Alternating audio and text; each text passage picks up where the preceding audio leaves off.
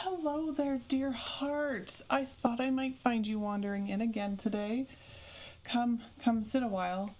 The kettle's warm, and there's just enough breeze to keep the pages from curling. Have you brought your stitching? Or your mending basket? No matter. There's a story in the thread today, and I think you'll want to follow it. Tell me something. Have you ever found something you don't remember making? But know somehow that your hands once did? A charm tucked in the back of a drawer? A tune scribbled in a notebook with no date? A knot in a braid you haven't tied in years? Well, that's how today's story begins. With a braid no one remembers making. And hands that remember what the mind does not. So lean close and mind the quiet between the words, because in Willowmere, crafts remember, even when we don't. Shall we begin? The sun had begun to linger a little longer each evening now, casting soft gold across the thatched rooftops of Willowmere, until well after the market stalls had been packed away. The air was heavy with the scent of warm rosemary and baked stone.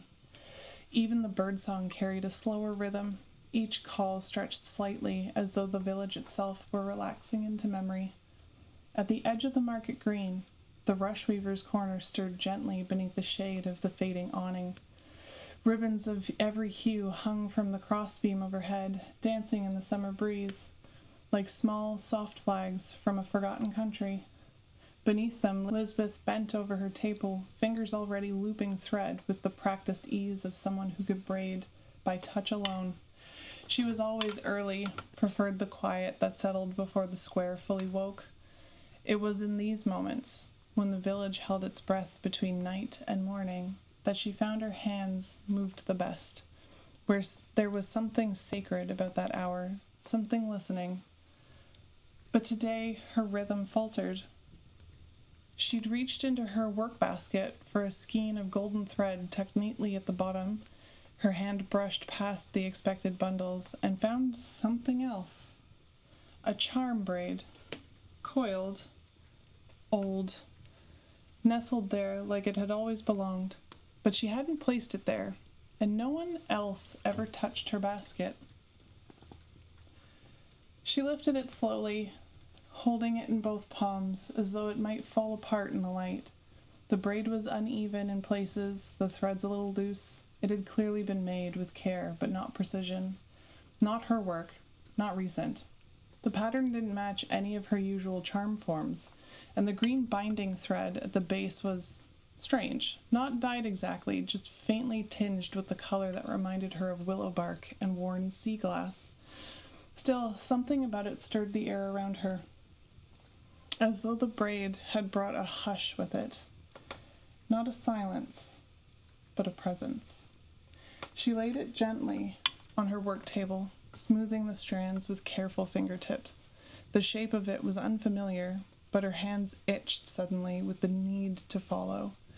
Not mimic, not copy, but remember. She began to trace the braid's pattern, loop by loop, letting her fingers walk the path the original maker had taken. The rhythm pulled at her memory like a thread caught on something deep inside. There was a twist here she didn't usually use, a skip in the middle strand, a half hitch near the end that only her great-grandmother had ever taught her, but even then, only once.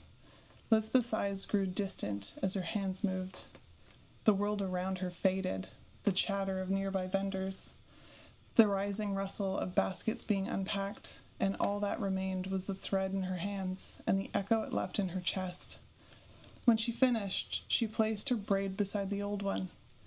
They were identical. Not close, not similar, identical. Down to the thread, down to the tiny sprig of rosemary tucked in at the base.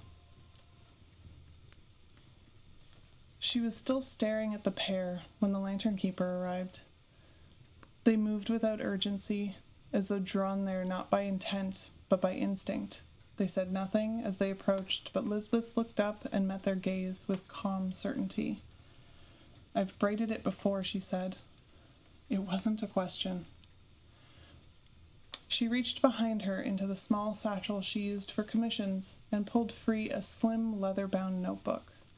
She flipped past the sketches of charms and market notes and summer dye recipes until she reached the back, where she kept her personal patterns, the ones that felt more like dreams than designs. Tucked loose between those pages was a diagram. Hand-drawn, smudged, pressed faintly by the curve of dried violet. It showed the same braid, every twist, every loop. At the bottom corner in ink now faded to brown, binding braid for a shared return.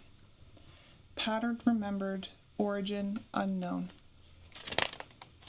She whispered the words aloud as though tasting them for the first time. I didn't make that diagram this season, she said. It's older. She traced the line again with her thumb. I don't remember when I drew it, but it was already here. The lantern keeper didn't answer. They simply placed their hand gently beside the notebook, palm resting near the braid, as if in agreement. This wasn't chance. This was craft remembering itself. That afternoon, the lantern keeper returned to the lantern keeper's hall. It was cooler inside than expected, shaded by thick walls and slanted rafters that had stood through more than 1 century of summers. Dust floated lazily in the shafts of afternoon light, and the scent of old paper and waxed pine settled around them like a shawl. They moved past the archive gallery, past the diagram shelves and the wall of lantern glass, until they reached the far alcove where the village's old floor loom stood. It hadn't been used in decades. A linen cloth covered it, soft with age and faded by sun. They pulled it back with slow hands, revealing wood darkened by time, but still sturdy, still waiting. On the shelf above the loom sat a weathered wooden box filled with scraps, threads saved for sentiment, not use. Green, gold, silver gray, they selected 7 strands, measured them by feel, and began. They didn't rush, didn't try to finish. They only wove the first few crosses, following the remembered pattern from Lisbeth's braid, from the notebook, from the echo that had begun to rise like mist in their own hands. Then they stepped back.